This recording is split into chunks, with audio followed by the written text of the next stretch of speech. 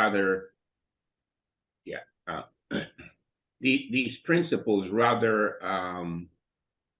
we call them religious or spiritual, is those guiding principles that if we all applied in our lives, then the outcome in our lives would be better. And I think one of the concepts you talk about, what I was reading was interesting, and now I know where you got it from, is this idea of accepting what is for what it is. You know, I was talking to a friend of mine yesterday, and he was just talking about a frustration that he had with, you know, a relationship that he had. And the point that I was trying to drive home is that what needs to change is your attitude, not theirs. Mm. And in their lives, the fundamental basis of that principle there is that, and we've talked about it a lot, is that one needs to accept who people are and then make the choice of whether they want to engage with them or not, and in their lives, the struggle. That's real. I mean, that's real. Right. There's love, is accepting people for who they are, and then making that choice as opposed to making them right or wrong. That's the first principle within the yamas and niyamas is ahimsa, or nonviolence. And sometimes we can do violence to ourselves by trying to force someone to be someone else.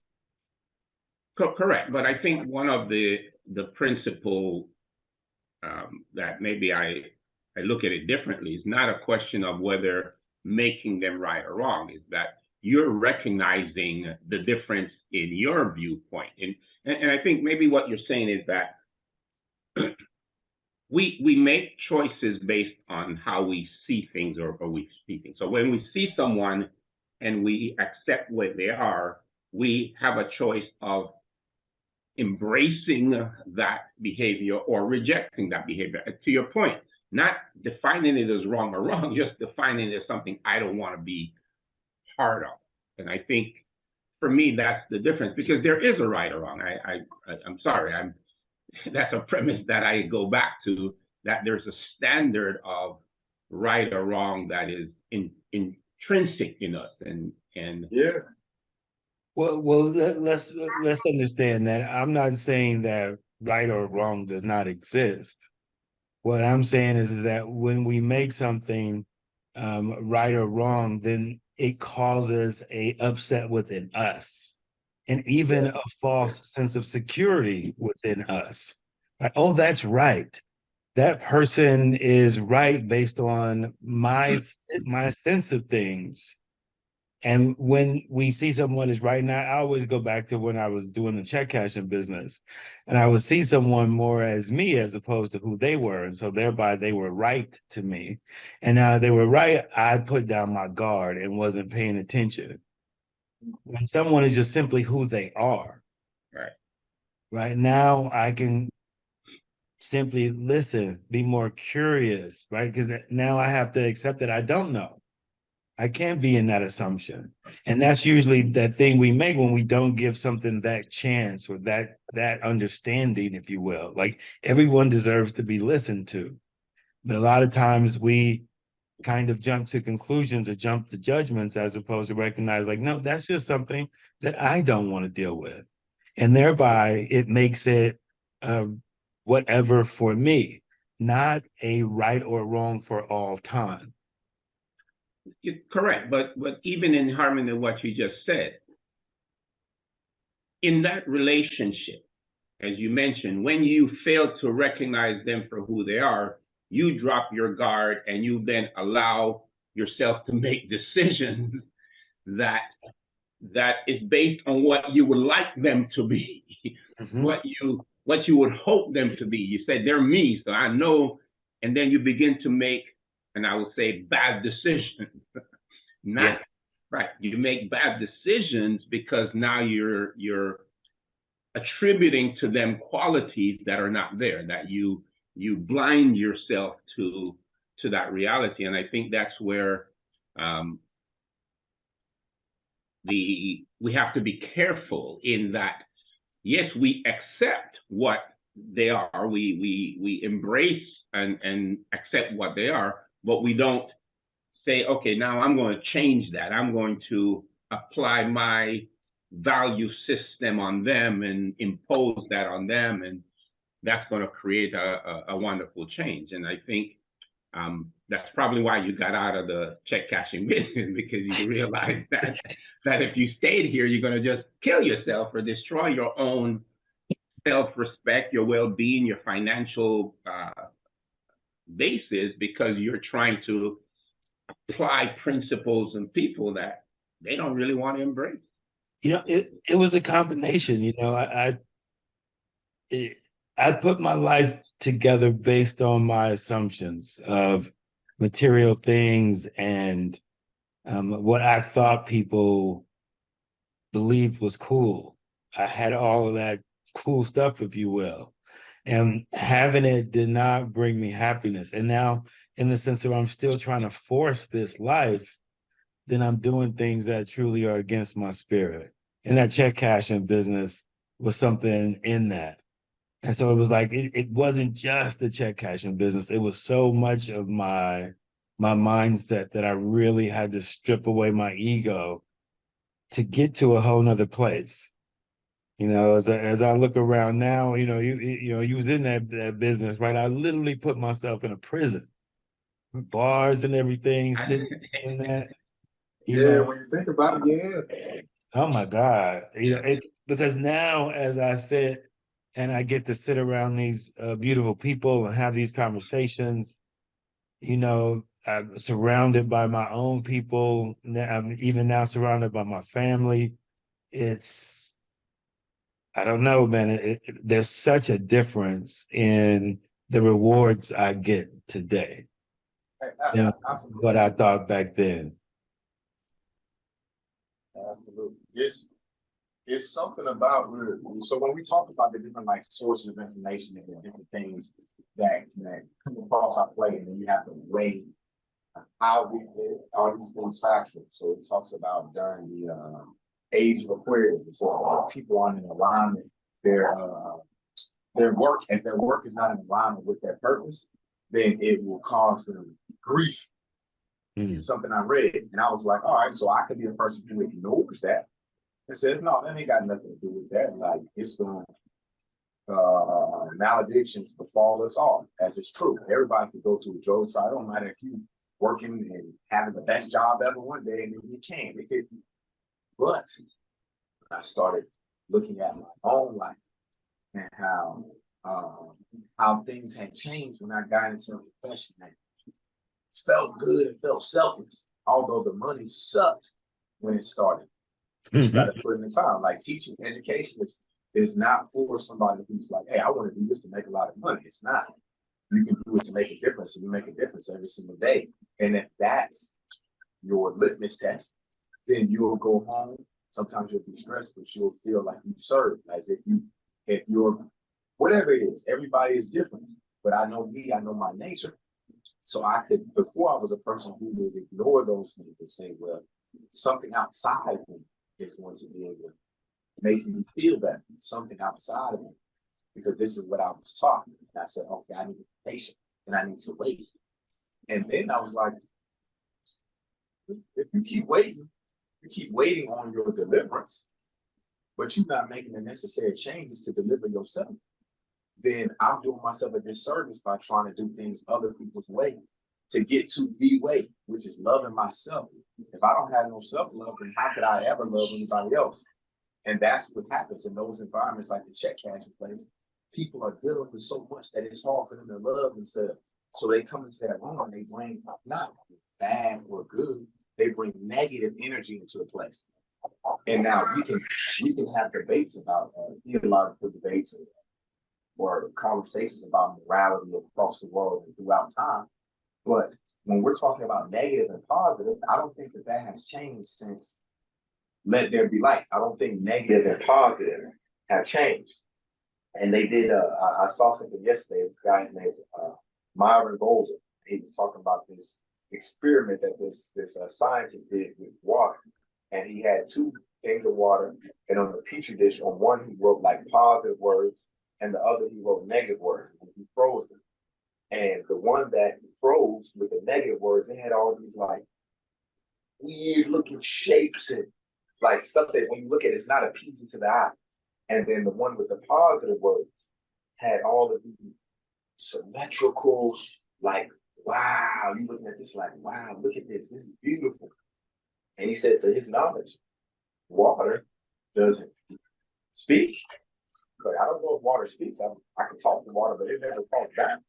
He said, but if positive and negative. Yeah, there's been several experiments that have shown that. Absolutely. And we are setting minimum for some water. And he said he doesn't curse, he doesn't say negative self-talk, he don't say negative stuff. Because like if words would do that to a petri dish, a little bit of water, imagine what it does to our bodies. So, but these are all things that would not necessarily be refuted or proved by most theological systems. So when somebody hears something like that, they be like, I don't know that. I don't know about that. Are you far away from your microphone? Oh, I'm sorry. Yeah, thank you. I was struggling myself.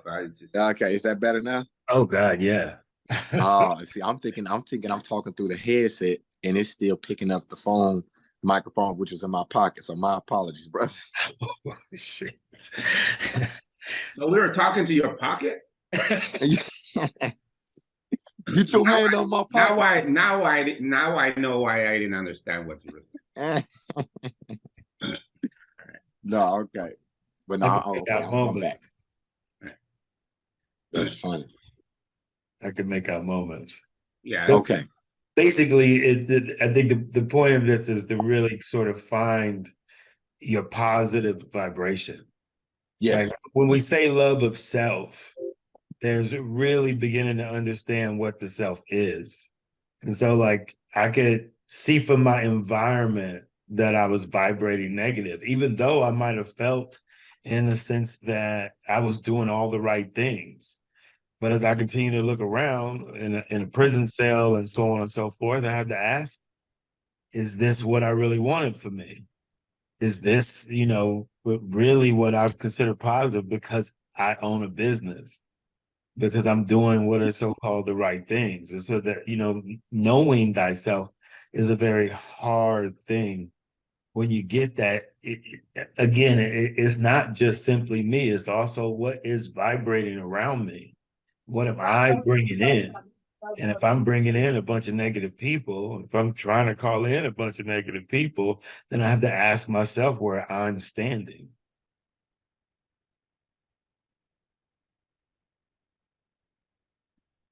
Mario, I see. No. I love what you just said, because the element of love myself, I struggle with for a minute when you said it, Xavier. And the reason I struggle with it is because the premise of loving myself first is where I believe the problem from our society comes from. Because like Jay was saying, what self? Am I loving selfishness or am I loving unselfishness? Am I loving spirit or am I loving ego?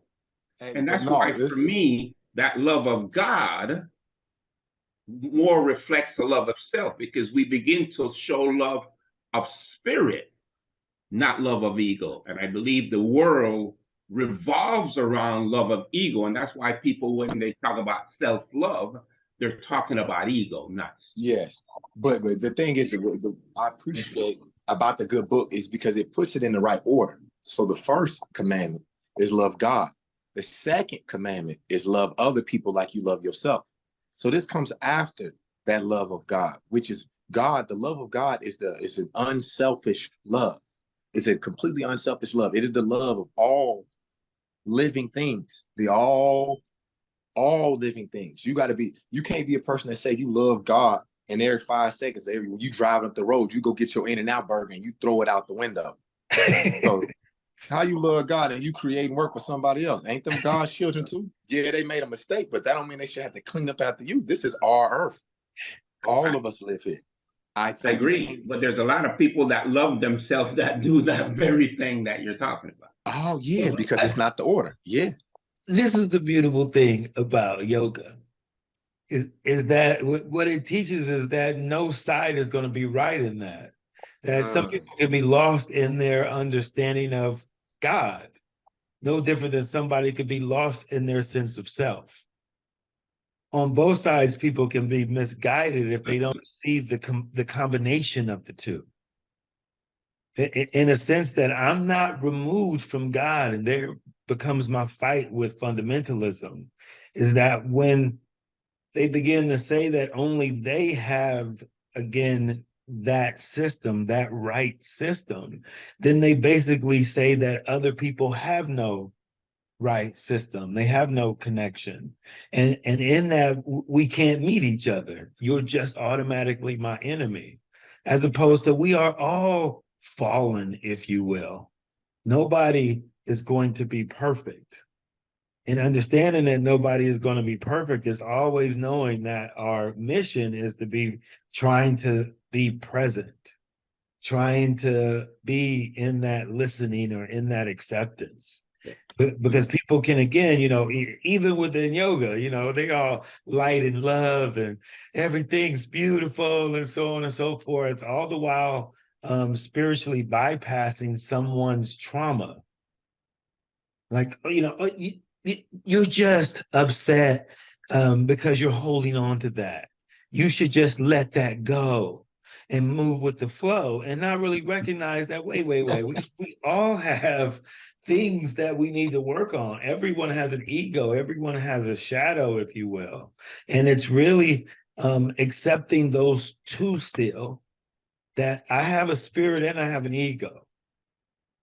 If I can accept that I have both, now I can be trying to be present where I am with both. Right.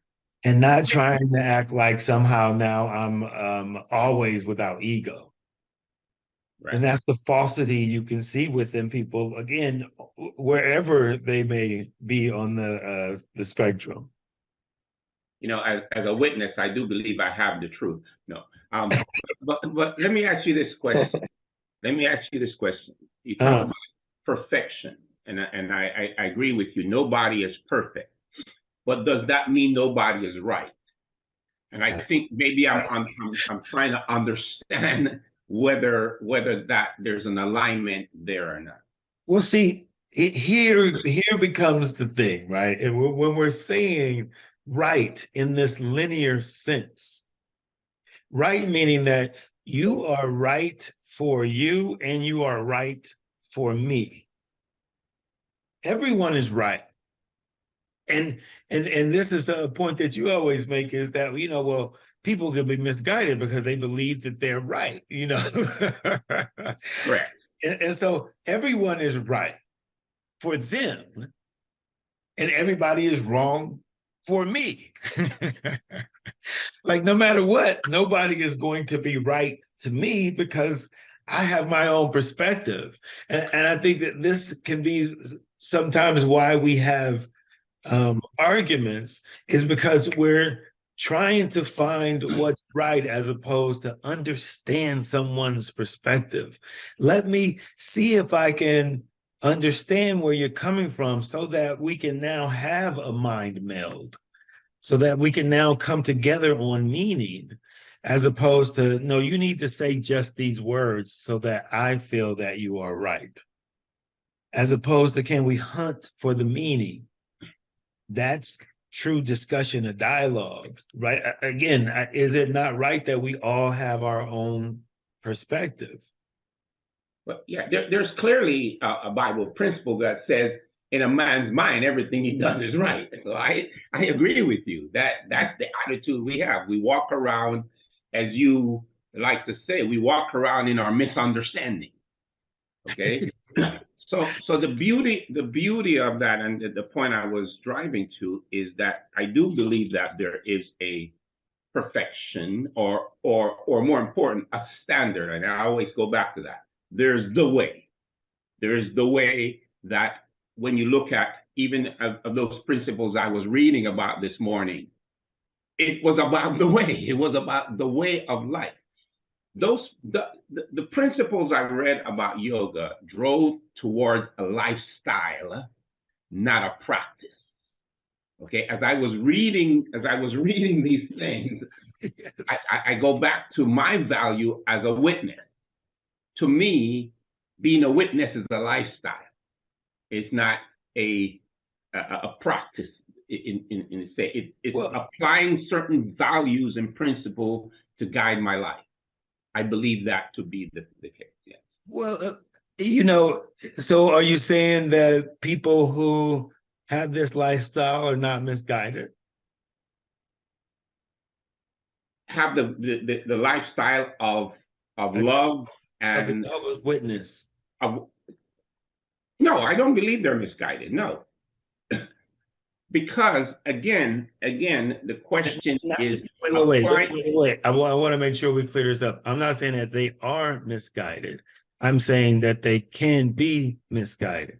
absolutely, but just like, and I appreciate your clarifying that, because just like you said earlier with yoga, one begins to live that lifestyle based on the knowledge one gained about the teaching.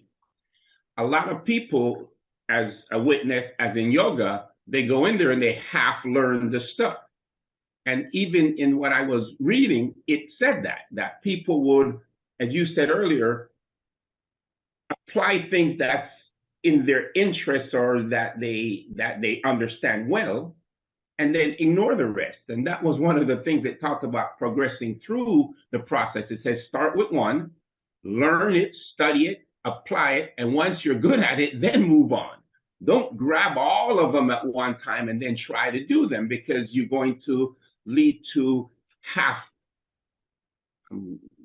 You're not going to be doing it fully. And I think that's the same thing with being a witness. And even go back to being a Christian. It's about knowledge. It's not about a event. It's about gaining that knowledge and applying that knowledge. And the same thing with being a witness. That's what we teach people. Take it, learn it, apply it, keep growing, keep maturing, never to perfection, but always consistency. Okay?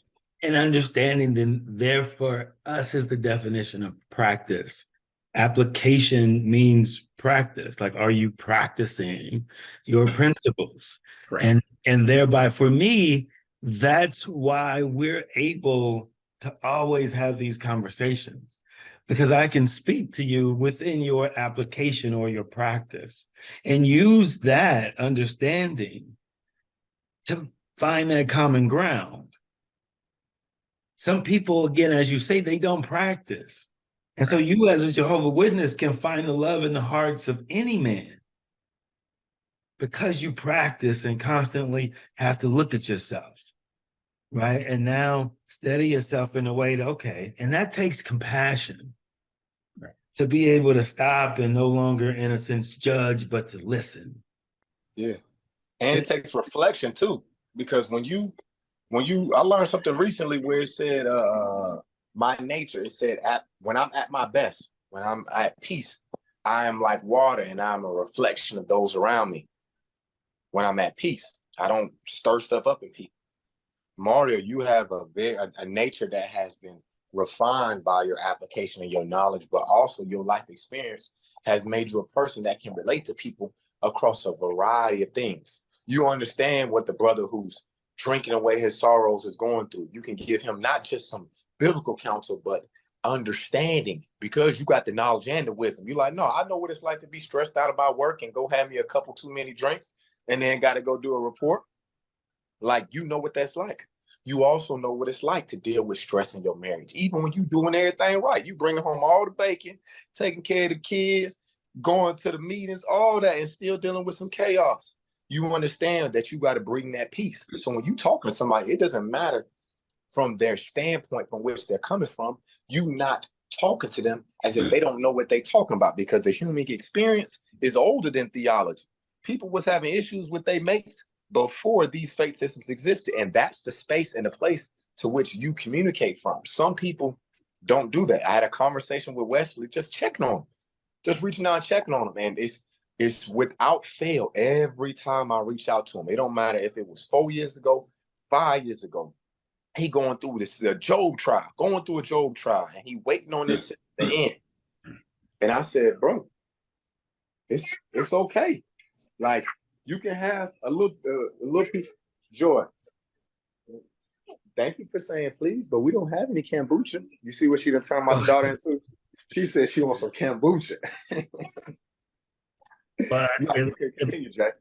I just want to say that for me is why I don't disagree with your truth. Right? I see the importance and what is there about your truth. I don't disagree with your truth. I will always say that I may have a different truth in the sense of not what it is that there is believed, but just in the sense of what the system is that I may use, or what the practice or applications are of what I use. Because I've just started my own training today, I'll be really explaining what it is they're going through in the sense of breaking down philosophy and everything, and breaking down this very thing that we're talking about. That for me, the yamas and niyamas can be seen almost as the 10 Commandments. You know, I have to laugh. That was the same concept I came to this morning, and I said to myself, this reinforces my belief that no matter, I know Hinduism was one of the first religions to document, I believe anyway, you can correct me. It was one of the first documented texts. And when you look at those principles, again, it just goes back to the very principle that I talk about in the beginning of when the word was not written. Well, you got to get, like, I teach this in the sense of the decolonized understanding of things. And then what we call Hinduism still comes from what now Britain mashes together of these different cultural awarenesses within India, and they call Hinduism. And then when you even go back and you see what's written in Sanskrit, that these were other people who begin to come down and take what Dravidians and other people had already been practicing, and, and they've written out stuff that they can't even read yet. And so the Sanskrit that we're attributing Hinduism to actually is the copying of what these people were already practicing, because you had this like mass migration of folks around the 1500s BCE down to probably about 1200 BCE. Something was happening within climate. These Aryans come down and begin to intermix their writing systems. And so I get all off in that to say that if you really want to see one of the first written systems, it's just within chronological order. We would go to Kemet or Egypt, and you would see the 43 laws of Ma'at or the 43 confessions, and now clearly get these things not to do, if you will. And the point of that is, if I know to refrain from negativity, and within a Kemetic understanding, we talked about this before, then my heart could be lighter than a feather. Now that's trying to point out that I can be egoless if I'm not behaving in these egoic ways. But people have to have practiced or be practicing their laws or commandments or system and whatever in order for their heart to be light as a feather. But people most likely are assuming their practice as opposed to living it. I got to write something down. All right, let me just say in what you're saying, in my research, I've seen where that I would just call it Hinduism, but the point I was trying to make is that something you have said, excuse me for a minute, in the past, man needs word, God doesn't. So, No, that man needs word, God doesn't need word. correct. So the point I'm making is that these life principles, this lifestyle existed orally before it became documented. And as you would say in the past, you begin to see the cultural influence in each of these documentation of that oral lifestyle, that principle of love and unselfishness and being free of ego. So you begin to see the core message throughout these written documents, and the cultural influence is what maybe changes the flavor. But I like what you just said. Throughout history, most people have assumed these practices. They have not lived the practices, regardless of what religious culture we're talking about. And I think in there, what we're just talking about, when you begin to live it, when it becomes a lifestyle rather than a inheritance, and I'll put it that way. And a lot of times, religion in this world today is an inheritance. I'm born into it. I don't have to live it. I've inherited this Christian, or I inherited this Catholic, or inherited this Jehovah's Witness. I inherit it. I inherit being a Muslim. I inherit being a Jew or a Hindu simply through my cultural birth. Exactly. Right. And I think for all of us, as you said, is when we begin to transition from that element of assumption to practice. And in that practice, we may begin to recognize the misunderstanding. I don't want to say the wrong, but the misunderstanding, the misapplication. And there is that, I think that, because I know a lot of times some of the things I say is challenging, right? But that's because in a sense, they sound like I'm saying these absolutes, like there's no right or wrong, but it is just that. It's like, well, they're not wrong. They just have a misunderstanding. And if I can get that, then now I see an opening of trying to match understandings. And in order to do that, I have to be able to share and be sensitive enough within my own understanding to explain.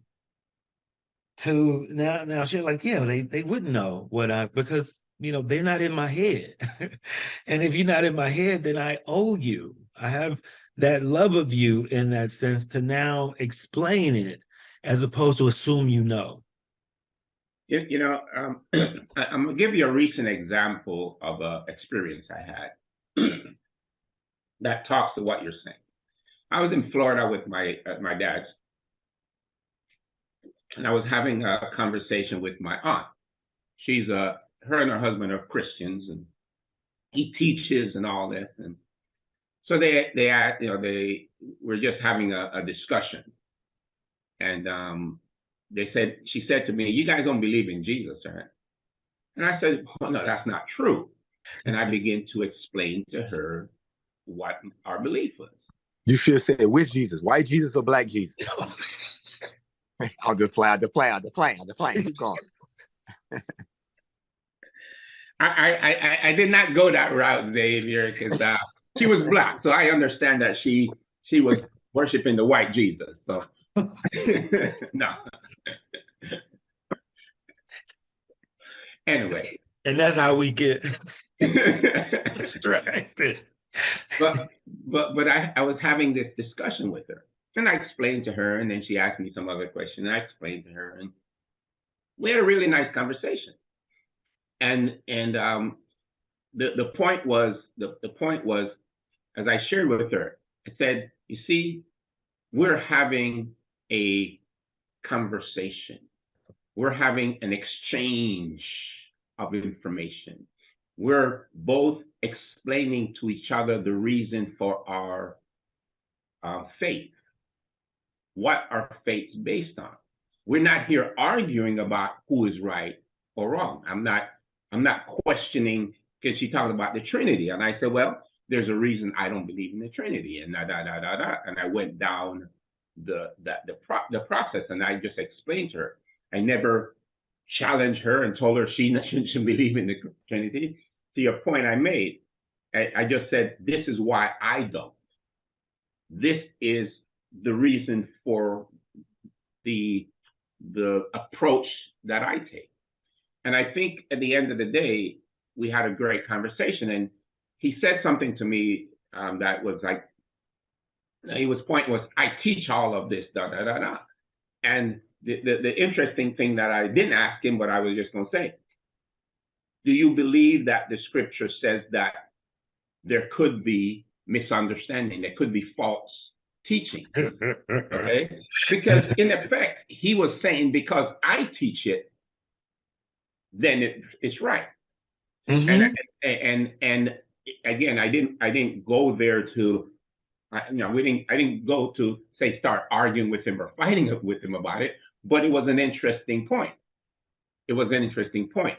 And as you said, we have to be careful, and I keep still working on it.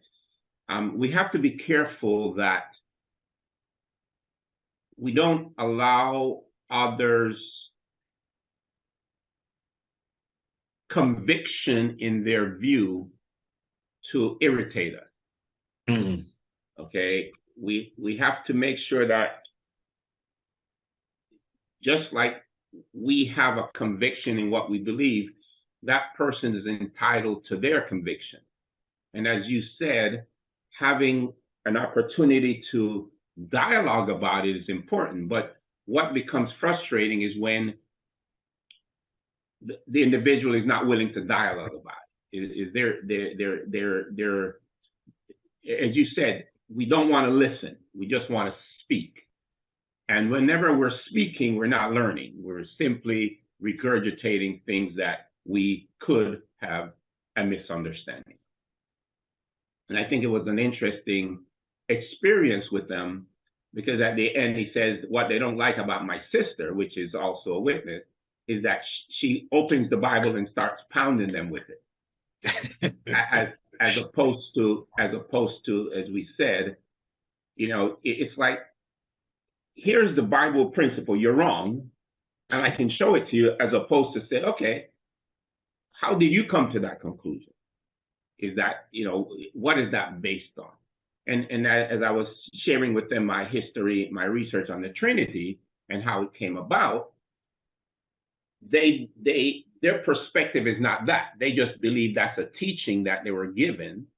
And since that's the teaching that they were given, they have to assume it or accept it as a valid teaching, rather than as the scripture says, don't believe every inspired expression, but test it, really validate it, support it with evidence, not simply pursue this aspect of blind faith as the Christian religion tries to do. And this is what makes you so different, in a sense, and I would say so different in that way, but of what allows you to have these dialogues is that you're a man who's able to demonstrate his practice, right? Your knowledge demonstrates it, because there's no like, oh, he's that, because now he can explain what it means to him, as opposed to what those other people doing, whatever. It's like, no, you're wrong. And now you're basically trying to choke somebody with your sweater and you calling yourself, it's like, because I've got on my cloak of whatever this system is, this what makes me it. When it does not matter. You should be able to demonstrate it. You should be able to be that love. And again, that was what I set out to prove. It's like, okay, well, if we're talking about love, then I should be able to speak that and find that within the heart of people within their system, because I got that nobody's system is wrong in that way. if they're truly applying it, then we should be able to have a discussion and get to that way, get to that love, be able to find within that system of love that way. And I've been able to demonstrate it. It's just some people don't understand how tied to their egos that they are. Like a classic example I'll say within Mormonism is that and it's even Trumpism, I think fundamentalism, is that they will acknowledge that some shit just don't make sense to them, but they still gonna believe it. Everything ain't meant to be understood. Like, well, I don't believe that. You're telling me that God has no order, that God has no beauty and no symmetry. And for me, that you can always demonstrate that beauty and that symmetry. Your inability to do it just shows that you're assuming, not actually finding it for yourself. It's when you see that symmetry, there's like no denial of it. Like one of the things I'm gonna demonstrate is, how within Egyptian understanding, people like, oh, they worshiped all these gods and so on and so forth. And I have to say, well, you're actually looking at it from this different perspective. And so if you take Ra, right, the god Ra, if you will, which is supposed to be their highest god, God's representation is a circle with a dot in the middle. And so it's like people are like, oh, well, that's their almighty God. It's like, well, they didn't see it in a sense as some God. They saw it as this principle. And now this principle was so deep, they need to kind of find these symbols and ways to try and explain the depths of what they meant by this this God or this understanding. And the dot in the circle, right, is like a 1 and a 0. That takes us to infinity. This is what we understand as mathematicians within the computer world and whatever, that the binary system can take us to infinity. There is no end because of the 1 and the 0. And now when you begin to start seeing body and spirit, inner and outer, all of these, again, opposites that begin to demonstrate the symmetry of what it is that we are even laid out in, explaining that it becomes very simple. But when again, you have to say, no, that's wrong because they believe that God Ra was whatever. And then they take this depiction and say, well, here's the image they had. It was like, well, that you'd see that within that image, it has a certain animal head and all these different things mean something that they understood.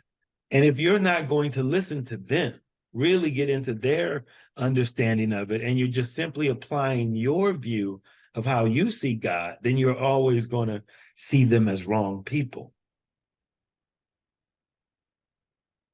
It's an interesting point you just made, because when I in my research, as you mentioned, I agree with you. I see that the Egyptians were worshiping God through different manifestation in their view of them, and they created images. And for me, that's where, when I read the scripture, says, Jehovah said, don't create images, because again, to the point that you're making, is that now people can begin to misunderstand and misapply that image. And I think it happened in the Egyptian culture, and then it even went further, because as the culture matured, people begin to evolve, and things begin to look at different. And eventually, like you said, when the colonialism came in, they begin to apply their understanding or their misunderstanding to these symbols or objects that were there to show a manifestation of God. And then in the historical perspective, there's a misunderstanding, there's an untruth that is told because of one not understanding, as you said, the initial concept behind these principles. And I think that's where, again, sometimes we get lost. Yeah, if you you really look, you see there was the pyramid text, and it was just all text of whatever. But again, the texts were also based on imagery because that was their system of writing. Correct. And so as you get how old Egypt is, and so even when we're talking about Egypt, you're almost talking about different Egypts, different times, different intermediate periods. Right. And so as they now go from period to period, you see these depictions get more picturesque, if you will.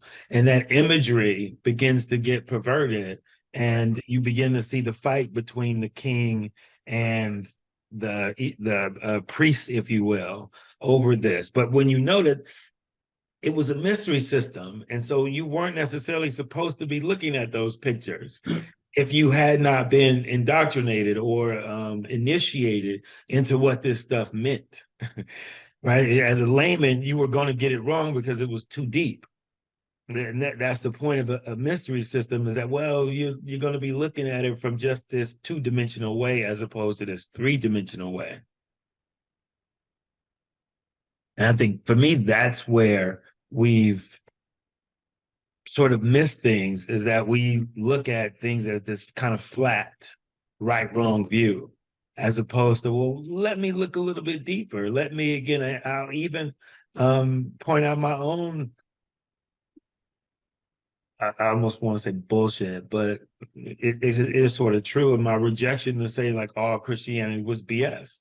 When that was me, again, just reaching an assumption and not looking deeper, just seeing again what the outcome for Black Americans had been.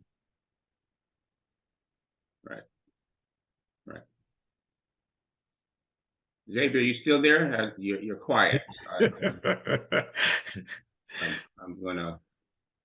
I know the last thing I heard was white Jesus. Yeah, right. And he disappeared. So, okay.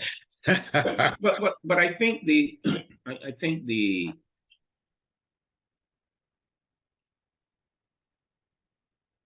beauty of what we're talking about and what you've said is that in our assessment or in our discussion, we have to be careful that we don't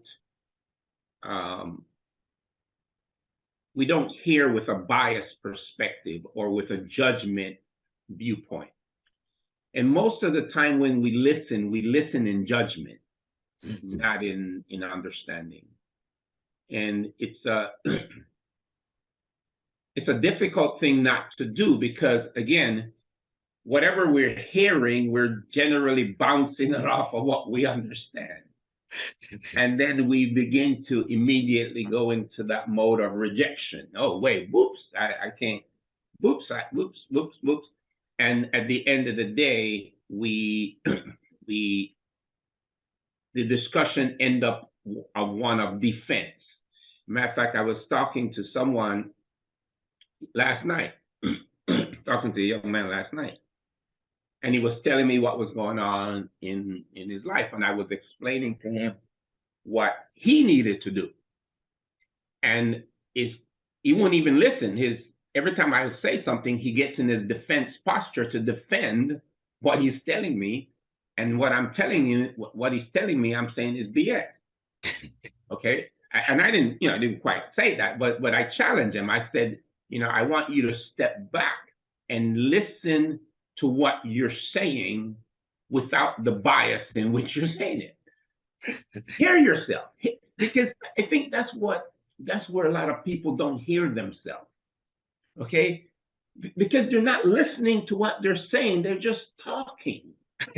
They're just talking, and for me, sometimes that's what's frustrating, because they're just talking. But I read was it today? I read something that says a lot of times people don't even understand what they believe. They don't even understand what they're saying. Yeah. But they want you to understand it. And it becomes crazy. Go ahead. But it takes, and again, why I want to commend you in that discussion you have with those Christians, in a sense, because one, it demonstrated love. you had to accept them for where they were. And now you was like, you know what, I'm not going to challenge them in that way. I get that they're going to be convicted about these things, and I'm just going to simply share. And in that sharing, there was able to be dialogue. This is something I think that is big on what I mean by accepting people for who they are, because it don't mean that you make them right or wrong. It means now I know how to step. Right. Now I know in a sense of who I'm dealing with. And so I know that if I say that, then that's going to be challenging to where they're coming from. And so let me share. And for me,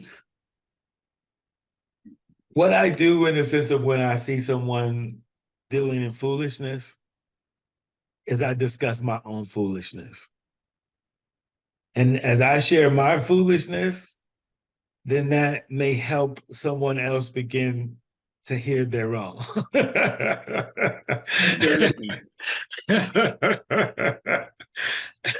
Because I think it's in that where again we have to always see ourselves in that in that other person. Like, yeah, I too can be convicted in some things. I too can be egoic in some things, and so sometimes it's right because somebody's in defense, they aren't listening. They're just throwing words out there and whatever in defense of what they're already assuming. And so it's like, all right, well, let me not deal in that defense. And now how can I, in a sense, have them put their guard down? By me demonstrating my not looking good, right? By me not being right, but me demonstrating of where, yeah, shit, I've been foolish. I've assumed things and so on and so forth. And now somebody's like, oh, what? Oh, well, there's nothing to say in an honest share. There's no Right. comeback in that because I've just simply shared who I am, Right. right? Both my light and my shadow. And as that disarms someone, now they can right look to see where they're being foolish. Well, the hope is they do, but it doesn't matter. It shouldn't matter, and I think that's where I have come to is you want them to, but it doesn't matter to you. It's important to them because the struggle becomes is when you assume the importance for them, then you walk around in that frustration. You walk around like you were talking about your family. You know, it's like you want this for them so bad and you just don't understand why they don't get it. And you're the one suffering while they're just enjoying their foolishness. Exactly. And we have to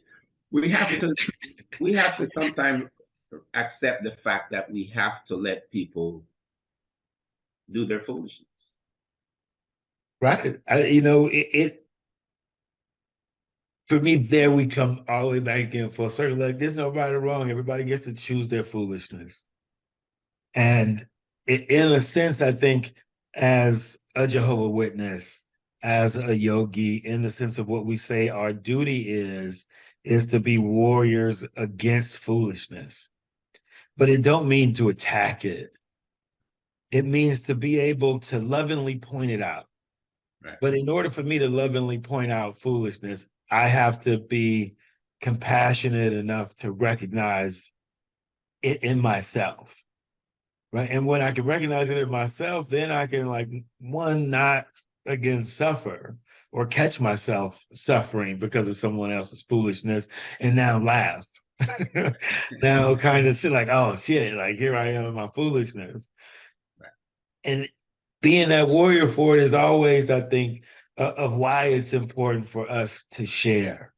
But me never to act as if somehow because, because I got to get up in front of all these people and talk now and whatever. And they see like, oh, he's this yogi and whatever. And so now his life must be perfect. And I always want people to know like, no, this is a practice. And I always want to share where I'm from and what I've done and where I've been so people cannot, again, think or believe in the image. Right, correct. And I think that's I'm giving a talk Tuesday, and that was one of the point is that perfection cannot be the objective. when perfection is the objective or the ultimate goal, then growth is impossible. And the reason I say that is because perfection is unachievable. Therefore, your desire to continue to grow will go away because you say, I'll never get there. I'll never get there. George did not like tomatoes. Yeah. The cucumber. Go ahead, Xavier. You've been quiet a lot. So go ahead. I was just muted because baby George, she was crying because her mom was leaving going to work. Oh, okay. Look like you was eating too. But yeah, I was eating some arugula. Hey, some arugula. I ain't eating no swine this morning. I'm learning, evolving. No, I just been soaking up the information. Like everything that y'all been saying has been resonating like very highly with my understanding. I have nothing that needs to be added other than kudos to you both for this reminder. It wasn't like this was new content that we were digesting, something that I got to go Google. This is something that I have to reflect on, which at this stage of my life, I feel like I want more things that I have to reflect on than things that I have to go Google. Because with going to Google, it's more confusion that I have to go through in order to get to some semblance of truth. But with this wasn't, y'all weren't talking about nothing that isn't absolute truth. It is the absolute truth that we have to bring peace wherever we go, especially into our conversations about belief, because people keep mistaking this word as if they don't look up the etymology of the word belief, as if there's any truth in belief. It's belief. It's what you believe. So why would I attack somebody's belief when that's the most sacred of human emotions? Yeah, but their belief is their truth, though, and I think that's one of the things that we just, kind of talk a little bit about. People, regardless of why people believe things, whether it's through ignorance or knowledge, it's a belief, and their belief is their truth. And unfortunately, people live.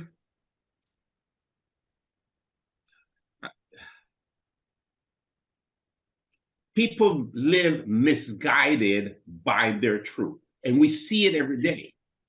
We see it every day.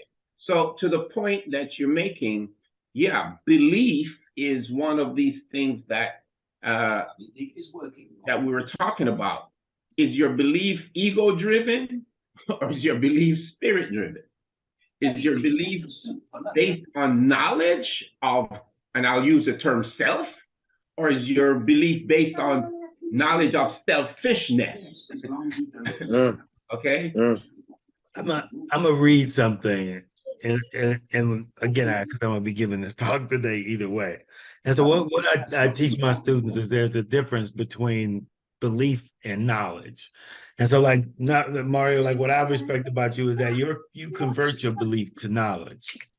Because belief, by just definition, a state or habit of mind in which trust or confidence is placed in some person or thing, something that is accepted, considered to be true, or held as opinion, something believed, conviction of the truth of some statement or reality of some being, phenomenon, especially when based on examination of evidence. And then knowledge is fact of condition of knowing something with familiarity, gained through experience or association, acquaintance with or understanding of science, art, or technique, the fact or condition of being aware of something, the range of one's information or understanding answered to the best of my knowledge, the circumstance or condition of apprehending truth or fact through reasoning or cognition. And I'm gonna just stop there and basically point out that a belief in a sense can be that feeling of where, okay, well, these are, like, this is their belief in me. And now that is that belief in me, let me go and see if I can find that. And now convert that into that knowledge. And so as you've used your scripture to actually test it within your life, now you have that knowledge, that knowing. And it's us being able to talk more about that knowing and how we've gotten there. That's going to be way bigger than us trying to force people into our belief or even change their belief. And most people don't know that there's a difference between knowledge and belief. It's like, well, have you even tested it? Like, have you really even, gone through it? And the beautiful thing about scripture is that it is so transparent when it reminds us of that, to test all these things. So transparent. Like even in our, what is this? I don't even know how many times it's been translated. 5 times, Aramaic, Hebrew to whatever, to Old English to this. But even through all those transliterations and translations, Latin, yeah, come on. There's a lot that was lost, but that truth still remains to test it. And sometimes people don't want it. That requires work, because when you test something, you got to unlearn what you think that you knew. You could have known something for 50 million years. I used to know that you had to die to have peace. I used to know that you had to die to have peace. And then when yeah, you're right. In my head, I thought I knew.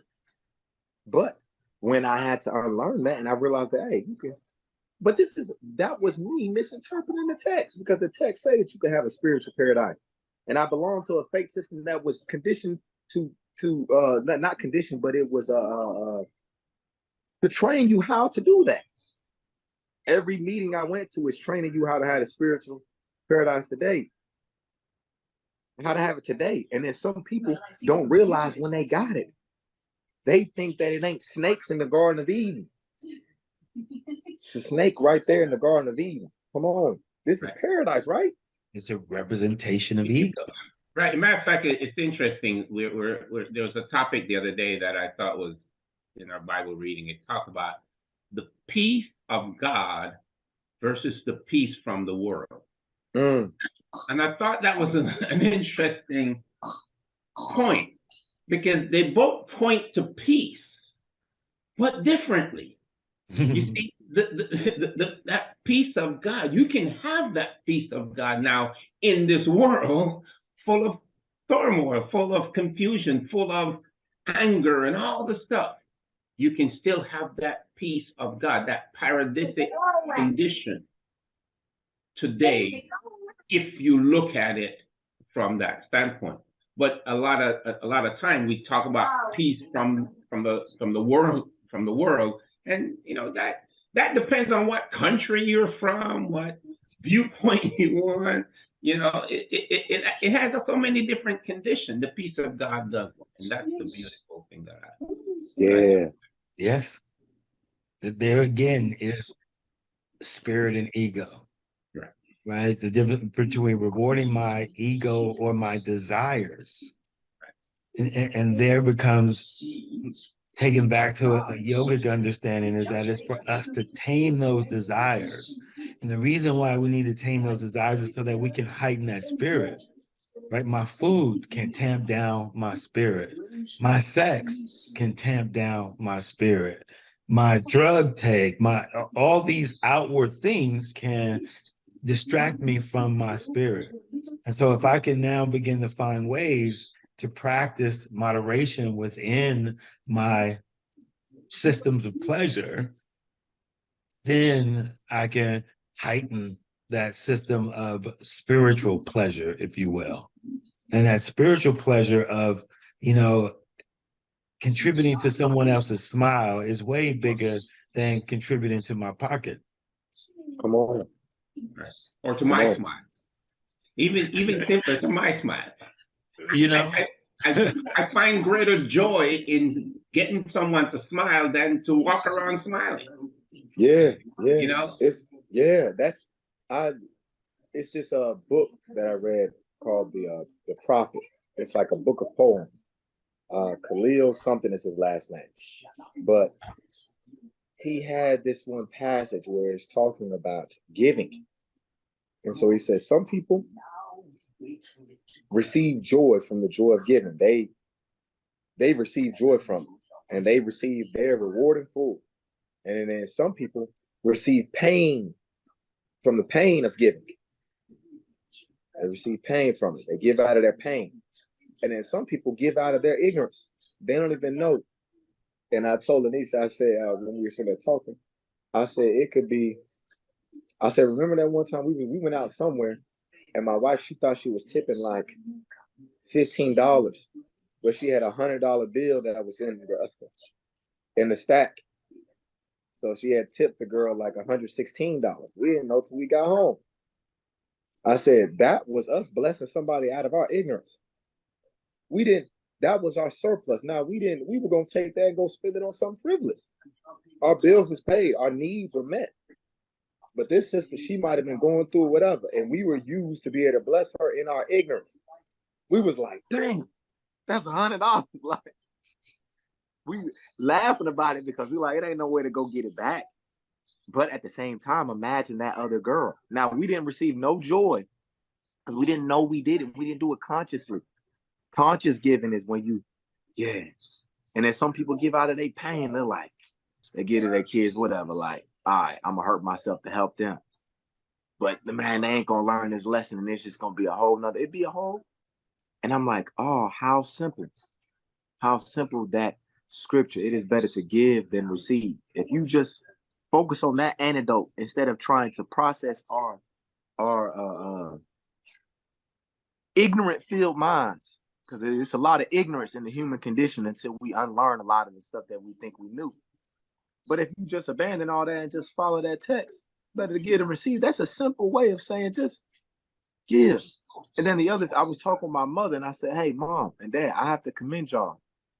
I said, because y'all were like that lady in the scripture, the sister who gave everything she had. And Jesus was trying to remind everybody, like, no, this is what giving looks like. You don't give out your surplus. Right. You give until the needs are met. That's what it is to have faith. Like, and we reminded of that throughout. So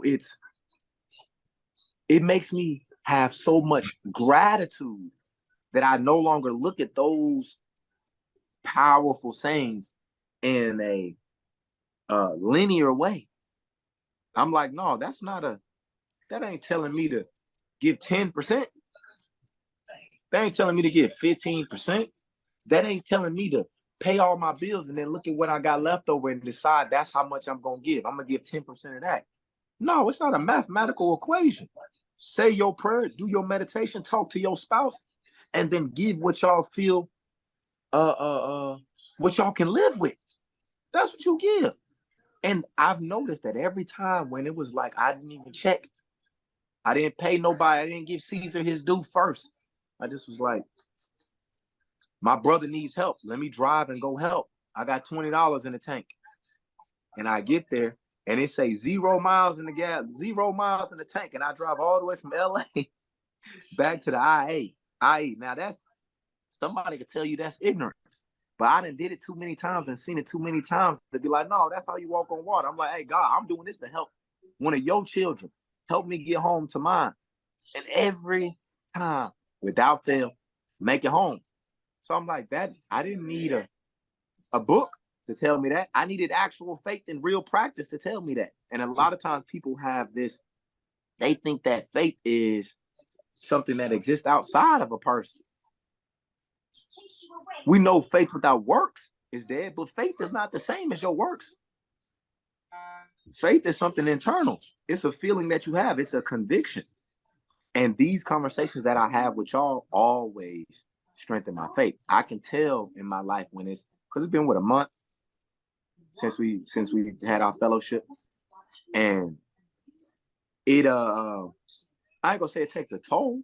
It's just a reward. It's like when you wake up in the morning and you smell like something good. Like you're like, oh dang, somebody making cinnamon rolls. All right. That's what this is. It's like a loving oil change. Like just make the engine run smooth as I go throughout my day. I'm like, you know what? I can reflect on that peace that I had during this conversation. I can reflect on that that love that I cherished during this conversation. And it's not when you quote like you, Mario, you do a good job of being like Christ. He didn't Bible beat people. He didn't say turn to such and such and such and such. He just said what it was. And you do that. And it's not a, because some people will hear that and some people, they think they don't believe in the Bible. I said, you ain't never read it. You don't know, you do. You can't be a human being and not. This is the human experience in a book. But then you have people who be like, no, I only believe in this. And I'm like, when you read them all, it's the same information, just given in different formats. So I can't be a Bogart for any one way, but the loving way. What's the most loving way that I can help you get to Christ love, which is your Christ consciousness? What's the most loving way that I can help you become the best version of yourself? And that's why God made us meet each other, to help each other. It's not, God ain't introducing me to my enemies. God is introducing me to people who just need a little more love than others. And when I realized that, I stopped looking at people as demons and look at people as we all on the same side. Humans all on the same side. We all fighting demons. Some people just lose in their fight and they drag you into their fight because they losing theirs. But when you look, if you see anybody who fighting, who getting beat up by, let's say, a bear, nobody's going to jump in and help the bear. It don't matter what the conversation was. It don't matter if they provoke the bear or not. Every human being is going to jump in on the human side. But or not jump in. But well, you see, I'm gonna get help. Right. I call 911. Now, well, yeah. you know, I want to say this. I got a hard stop at 9:30 because I'm conducting our meeting for service. But I want to say this: the principle that you said is there's more joy in giving than receiving, and I think the point you're making is a valid one. But what I look at it the same way you do with a different twist, in that when people give without expecting something back, that's when they can have joy. Most people give with the expectation that they're going to get back. And when they don't get back, they lose the joy. They begin to be disappointed by the person. That person didn't even say thank you. That person didn't even this. They didn't even that. Well, did you give it because you wanted a thank you? Or you gave it because you loved them? Oh, I have to work on that because I do that, but I don't hold the person accountable. I hold God accountable. Well, you see, that's wrong. Yeah. Matter of fact, that's one of the things you said a minute ago that I thought was interesting. The scripture says the whole world is in the hands of the devil, the Satan, that he's the one controlling people's mind. He is the one inviting those negative and wickedness into your life. It's not God. You're right. God is not introducing you to your enemies. He tells you to love your enemies. He tells you don't go shoot them and kill them and all that. but he's not telling you bring him into your house so they can tear up your house. He's not telling you bring him into your life so they can molest your child and do all this. No. Yeah. Satan is telling you to bring him in, and it's going to be all right. That you're going to change them. You're going to make them a better person, and that's why we go back to what we're saying. As Jay said earlier, we have to recognize we're someone else, accept where they are, and then decide how we're going to engage with them. We can't just, as he did in his earlier time, engage with them because he saw them the way he wanted them to be. I see this person that is really want to be a good person. They're really trying hard, rather than, this person trying to get everything they can in any way they can, and they're going to use anyone that they encounter. That's real. Now, the question is, do I want to be used by them? Mm-hmm. And if we say in that case, we're going to give them because they're going to be grateful, boy, you talk about a piece of pain. You talk about a piece of pain. Imagine what would have happened if Jesus let Judas hear what was actually said at that meeting. Imagine what he would have did with that information. No, Judas, you got to go. You got to draw a line in the sand. That's okay. That's the Christ-like thing to do. Protect your peace. That's what it is. He needed to be at peace because he had to meditate. He knew what was about to happen. I'm not going to have you get me up there. Then I get scared. And you know what? Then I snap my fingers and I kill everybody and I keep living. That's not the story everybody want to read about. Christ died for our sins, not killed a bunch of innocent people because he ain't want to die. Remember, Peter was ready to do that as well.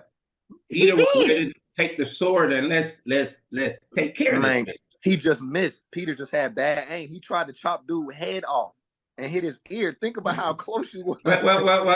Okay. That's an interesting viewpoint. Maybe Jehovah changed the trajectory of the sword. No, Peter was a scholar, not a warrior. Okay. If Matthew did it, he would have chopped his head off. Those are viewpoints. There's no facts in any of that. But I think the point you were making and you made is that, and we've talked about this, a lot of how we deal with things is about our perception of it, our perspective, how we want to see it, rather than what it really is. And I think, as we said earlier, if we truly look at things as they really are and are willing to accept it rather than blind ourselves, that's how we can move forward. And again, I appreciate what you guys share about me. I know, like anything else, I'm a work in progress. And as I see all of you guys, we all work in progress. And it's only through our honest dialogue or honest discussions that we learn from each other. And again, it was even a simple sharing of a Zoom account that helped me to look at two words. Never heard them before, but I wanted to look at them, and I can see those two words have harmony in going back to the simple premise that I have, is that there is the way, and the way is love. And the question is, how do we get to that way of love? How do we help people to get to that way of love? Understanding that if we all go back to the underlying premise of our practice, if we go beyond the assumption, if we go on the actual application, we go into a lifestyle rather than a feeling, then it becomes different. And I think, just like with you guys in yoga, again, many years ago, I practiced yoga. I practiced martial arts, and I have that Eastern philosophy understanding. But in a lot of ways, I had it somewhat of a misunderstanding, because again, I learned some of it. I never learned all of it. And I think it goes back to that premise that we talk about. I don't know what Bruce Leroy is, but okay, I know. Now I know. Now I get it. I get it. Black. Okay, got it. Anyway, I got it. But if we just go back to that concept you said earlier, Jay, we go into living our practice, living our spiritual guidance, rather than simply assuming it. Because again, a lot of religion is birthright. Okay? Most people are born into a religion. They're born into a practice. Most of them never engage true, wholesome in that practice. They simply, I'm a Jew. I'm a Jew by birth. I don't know nothing about Judaism. I don't know nothing about anything. I'm a Christian. I don't know anything about true Christian principle. I've never read the Bible, but I'm a Christian. You know, I walk around in the mystery of Christianity, and that's where sometimes I may disagree with you guys on the mysticism, because I go back to the principle that, for me, Christ's teachings and guidance is clear. There's no mysticism about it. But there's some misunderstanding about it. Okay? That's the mystery. Well, I don't know. Well, again, we can play with words, but I think that the principle that we're saying is that, and I go back to, and I'm gonna leave on this moment, is that let's go back to that true practice of what that spirit guides us. Because as we all say, you know, as Jesus said, that scripture is written in your heart. Mhm. Whether you ignore it or not, it's up to you. Okay? The Bible says when people do things that are good instinctively, it's because of what's in their heart. So to your point, Xavier, you say it, I don't fully agree with it. I don't need a book. You're right. We don't need to use I still read it though. I read no, correct. We don't use the book as the only evidence, Yeah. okay? But we use the manifestation of what that book drives us to do as the evidence. So thank you guys for the discussion today. I appreciate it. In all fairness, I was struggling in going forward, but I made the right decision. I appreciate it. I love you guys, and I'll see you next week. Love you too, brother. Me too, bro. All right, be good. Bye-bye.